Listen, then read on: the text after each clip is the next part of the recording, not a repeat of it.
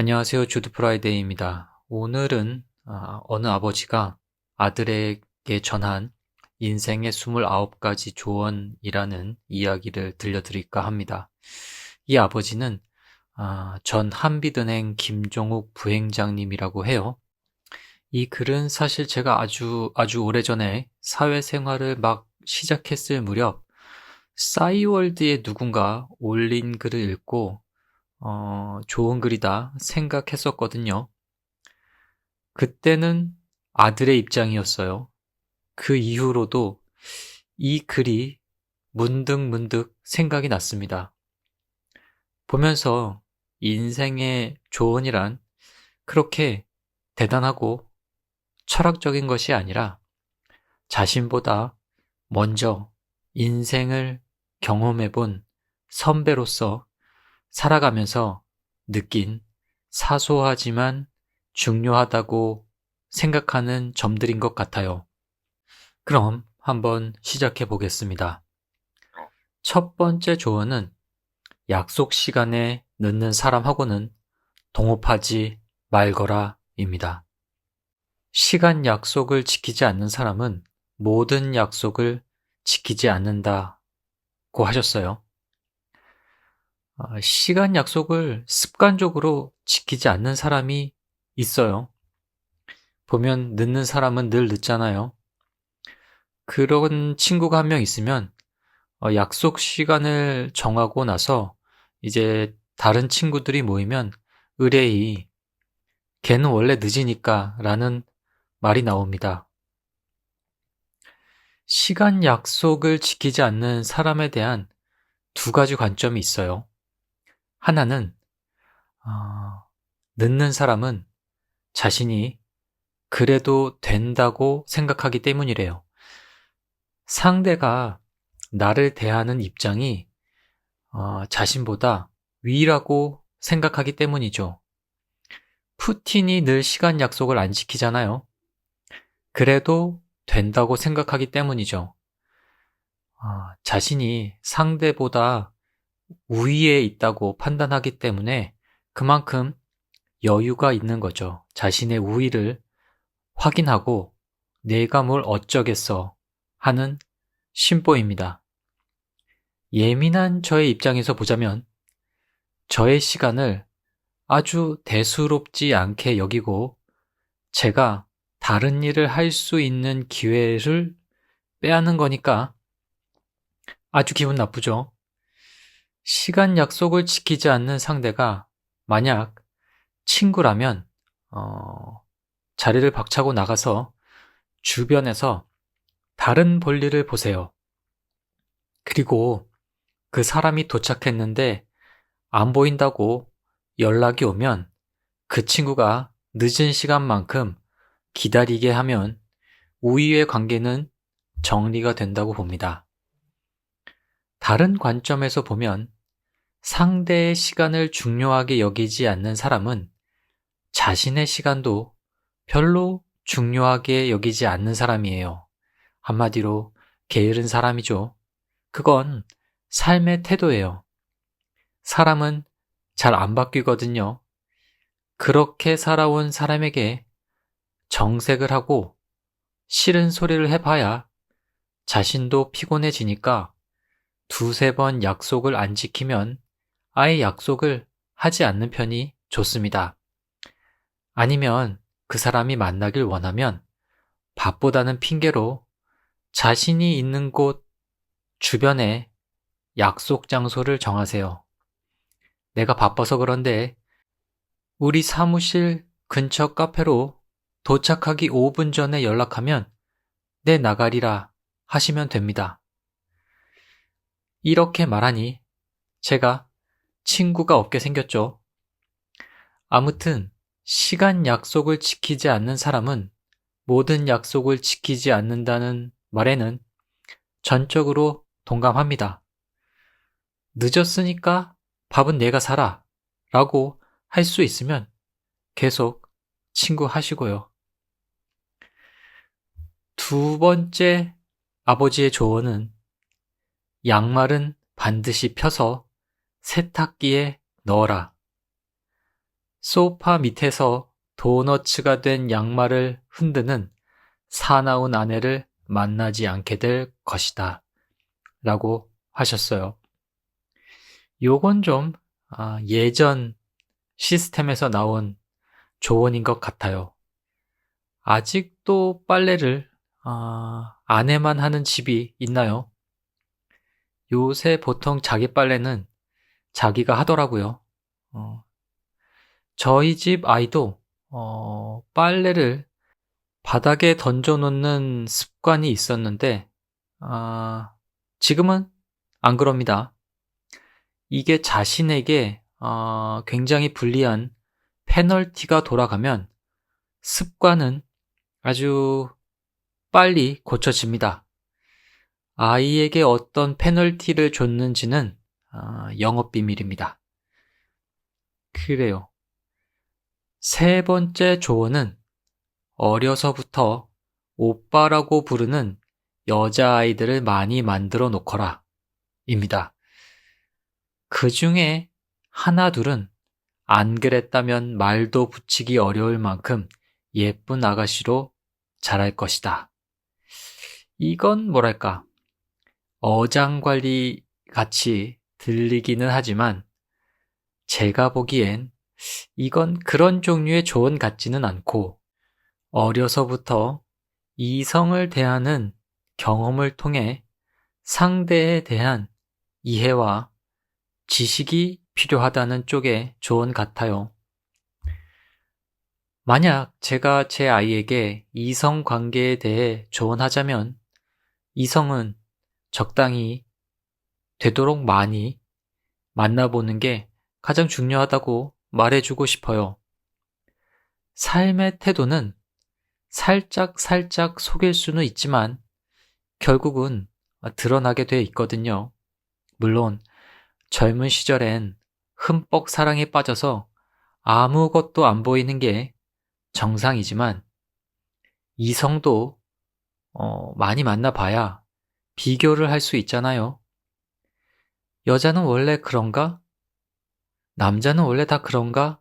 하는 의문은 여러 사람을 만나다 보면 비로소 비교의 대상이 생기니까요. 만나서 이야기를 해보면 삶을 대하는 태도가 보입니다. 연인을 고르는데 비교를 했어야 되냐고 말할 수 있지만 왜 비교를 안 합니까? 당연히 충분히 비교를 하고 자신과 잘 어울리는 사람을 골라야 합니다. 물론 누군가와 교제를 하고 있는 중인데도 시도 때도 없이 오빠 하면서 문자가 오고 전화가 오고 하면 안 되겠죠. 전 아이에게 검소하고 시간 약속을 잘 지키고 자신에게 삶의 위로와 용기를 줄 수 있는 사람이 되도록 먼저 노력하라고 하고 싶어요. 누가 그랬잖아요. 끼리끼리는 과학이라고. 다음 조언은 내가 지금 하는 결정이 당장 행복한 것인지 앞으로도 행복할 것인지를 생각하라. 법과 도덕을 지키는 것은 막상 해보면 그게 더 편하단다. 라고 하셨습니다. 누가 그랬는지 정확히 기억이 안 나는데 비슷한 말을 들은 적이 있어요. 하기 전에만 즐거운 것과 하고 나서 즐거운 것을 구별할 줄 알면 어른이 된다고요. 정말 그런 것 같아요. 운동이 그렇잖아요. 하기 전엔 귀찮고 싫은데 하고 나면 즐거워져요. 그런 걸 자꾸 하다 보면 인생은 조금 더 즐겁고 행복해지는 것 같습니다. 왜냐하면 하고 난 다음에 느끼는 즐거움이 훨씬 더 오래 지속이 되거든요. 다음 조언은 목욕할 때 다리 사이와 겨드랑이를 깨끗이 씻어라. 치질과 냄새로 고생하는 일이 없을 것이다. 입니다. 원래 자신의 냄새는 자기가 잘 못 느끼잖아요. 입냄새도 그렇고. 저도 예전에 치질로 고생하신 선배를 알고 있는데 이로 말할 수 없는 고통을 호소하시더라고요. 나중엔 결국 수술하셨는데 이게 또 재발도 하더라고요.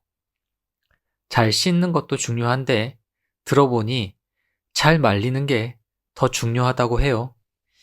요즘은 비데가 잘 나와서 비데를 잘 사용하면 좋을 것 같습니다. 잘 씻읍시다. 냄새나는 사람을 좋아하는 사람이 있나요? 다음 조언은 돈에 관련된 것입니다. 돈을 너무 가까이 하지 말거라. 돈의 눈이 멀어진다. 입니다. 이게 진짜 어렵죠. 누군가는 돈을 좋아해야, 가까이 해야 부자가 된다고 하고, 누군가는 돈을 빌리는 건 망하는 지름길이라고 하죠. 부자 아빠, 가난한 아빠를 쓴 로버트 기요사키 책에서 이런 말을 합니다. 가난한 아빠는 빚은 아주 나쁜 것이고, 부자 아빠는 은행에서 돈을 빌려 투자를 한다고요. 여러분은 어느 쪽이신가요? 어려워요.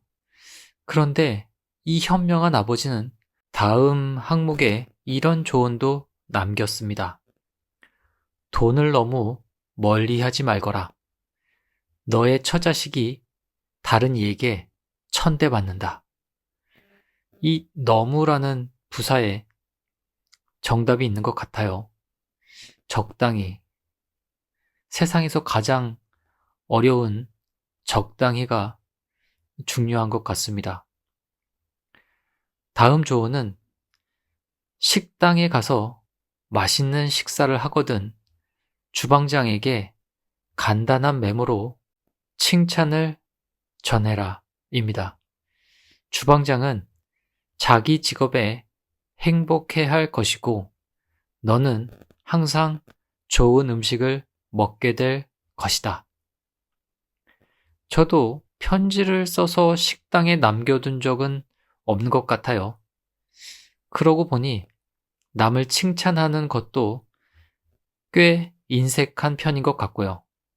한번 시도해 봐야겠습니다.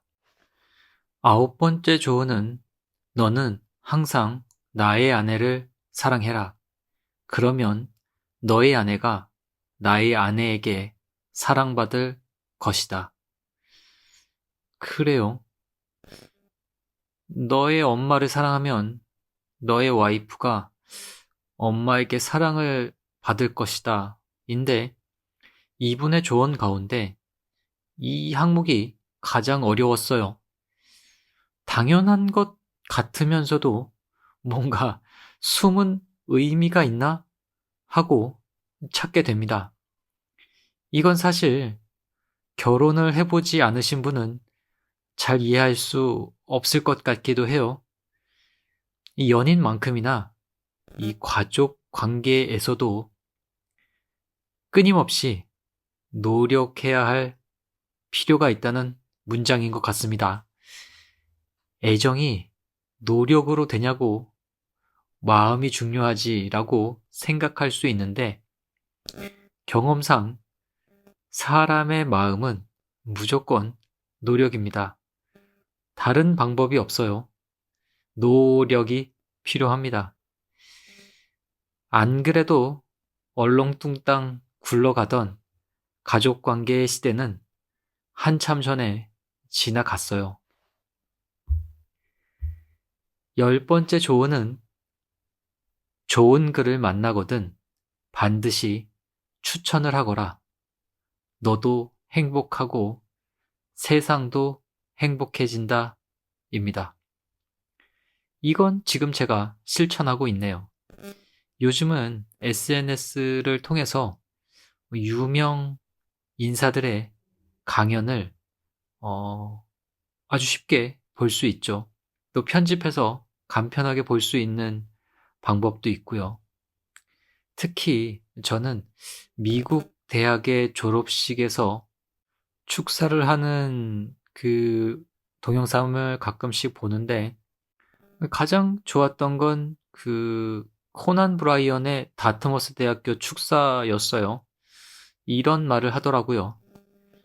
실패를 두려워해서는 안 되지만 피할 수 있다면 최선을 다해서 피해라 입니다.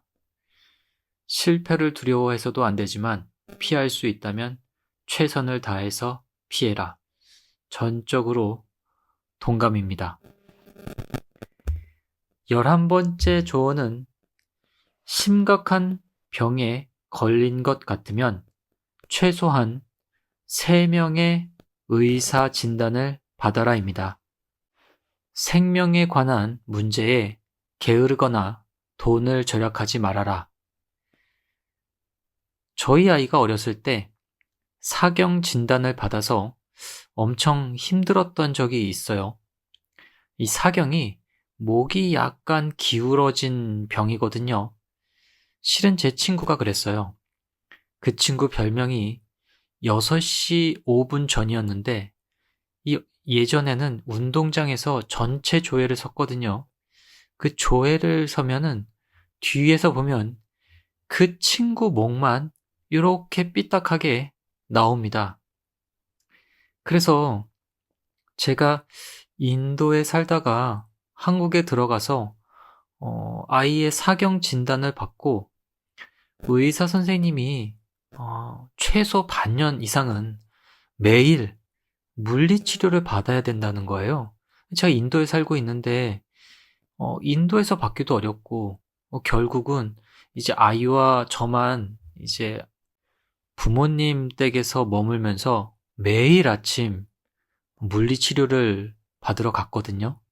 제가 운전을 못하니까 아버지 차로 매일 이제 병원에 아버지는 기다리시고 저희는 물리치료를 받고 뭐 그런 2달 정도를 그렇게 매일 물리치료를 받았는데 거기 계신 물리치료사 선생님이 저를 살짝 부르시더니 다른 데서도 한번 진단을 받아보세요 하고 아주 살짝 말씀해 주시더라고요.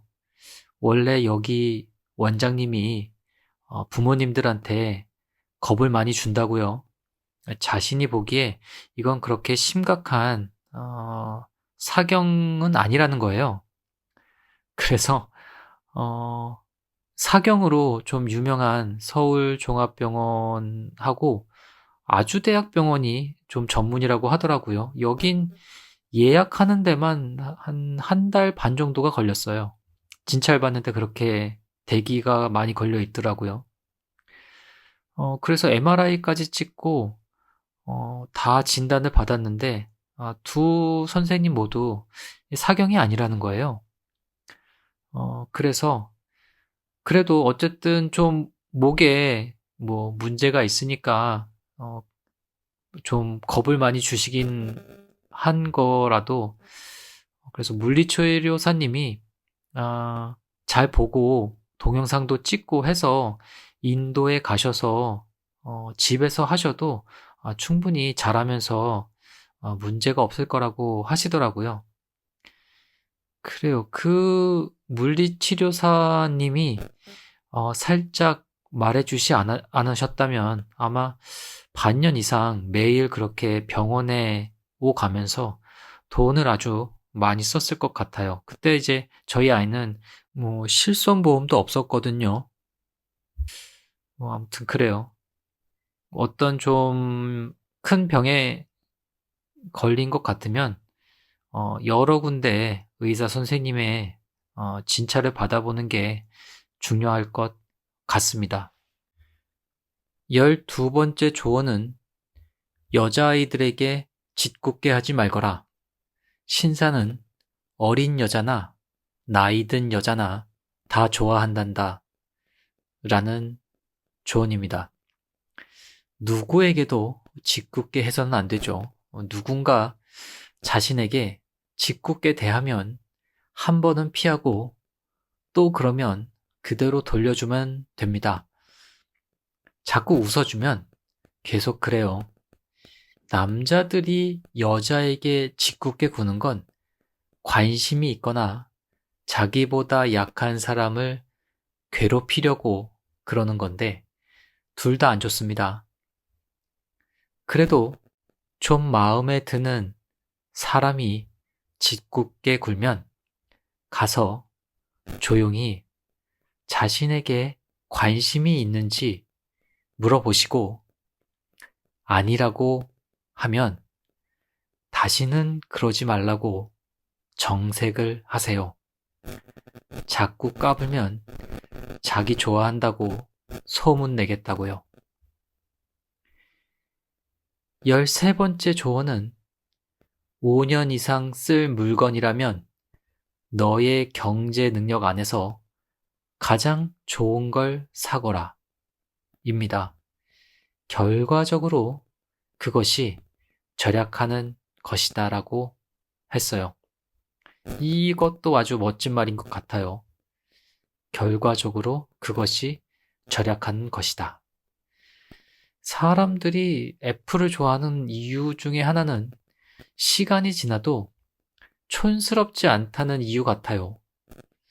제가 2011년도에 산 아이맥을 아직도 쓰고 있는데 워드 치고 인터넷 하는 데에는 전혀 불편함이 없습니다. 무엇보다 이 아이맥 디자인이 아주 클래식해요. 저는 오히려 요즘 나온 아이맥 디자인이 더 촌스럽거든요. 5년 이상 매일 사용하는 물건이라면 이 말씀에 전적으로 동감입니다. 그래요. 14번째 조언은 양치질을 거르면 안 된다 입니다. 하지만 빡빡 닦지 말거라. 평생 즐거움의 반은 먹는 것에 있단다. 전적으로 동감인데 제가 예전엔 먹는 것에 크게 관심이 없었는데 외국에 살아서 그런지 점점 먹는 것에 관심이 가고 맛있는 걸 찾게 되어 여기 인도가 한국만큼 맛있는 게 많지 않거든요. 예전보다 맛있는 걸 먹으면 훨씬 더 기쁘고요. 그러다 치아에 좀 문제가 생겨서 먹는데 지장이 생기면 정말 삶의 질이 뚝 떨어집니다. 하루에 3번 밥을 먹잖아요. 하루에 3번 크게 기분이 상하는 거죠. 그리고 이제 치과에 가면 한국에 보통 이제 갈 때 치과에 가는데 이 금액이 기본 단위가 달라요. 젊었을 때보다. 그리고 지난 여름에도 크라운이 하나 떨어져서 한국에 가가지고 새로 씌웠는데 이 크라운 하나 씌우는데 치과에 한 7, 8번은 갔던 것 같아요. 시간도 시간이잖아요. 아무튼 치아 건강은 아무리 강조해도 부족합니다. 잘 닦고 거르지 말고 하지만 빡빡 닦지 말길 바랍니다. 그래요. 오늘은 너무 기니까 다음에 이어서 나머지의 조언을 들려드리겠습니다. 여기는 뉴델리. 저는 어른의 조언을 좋아하는 만화가 주드 프라이데이였습니다. 굿나잇 혹은 굿모닝입니다.